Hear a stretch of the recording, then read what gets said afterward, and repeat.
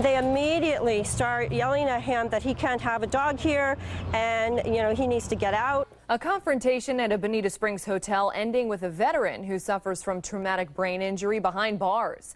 Jason White, as well as his wife and daughter, were in the area to get acquainted with his new service dog, Camo, but he says he was asked to leave the Best Western near I-75 and Bonita Beach Road when the dog became ill.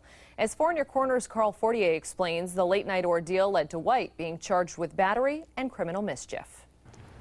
Well, Jason White and his family had just checked into the Best Western Monday night when his service dog Camo ate something on the floor and began vomiting. When he sought help from the front desk, their reaction led to him losing his cool and his wife and 2-year-old daughter facing a long night with a sick dog.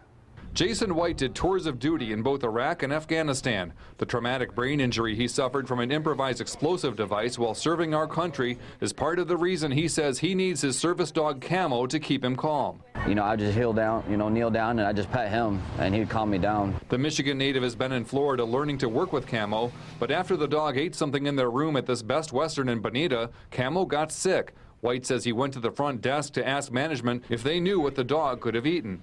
He didn't care about my service dog. He didn't care about anything. He says the manager didn't want the dog there and asked them to leave. Frustrated, White called the Lee County Sheriff's Office. But since Camo hadn't completed his training, deputies told him they couldn't force the hotel to let them stay. And that's when I kind of flipped, and I was like, I don't feel like this guy should get away with it. The sheriff's report says the manager told deputies White had shoved him and broke a TV by kicking it.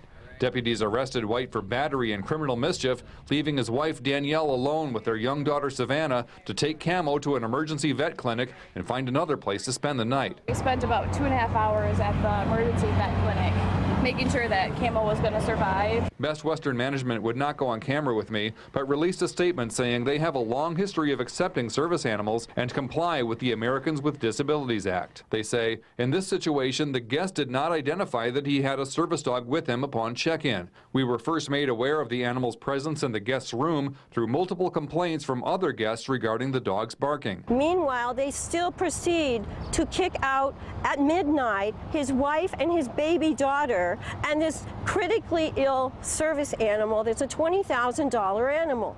Now, Carol Borden with Guardian Angels Medical Service Dog says multiple veterans groups have come forward to help Jason White with his legal costs. Carl Fortier, Fox 4 in your corner.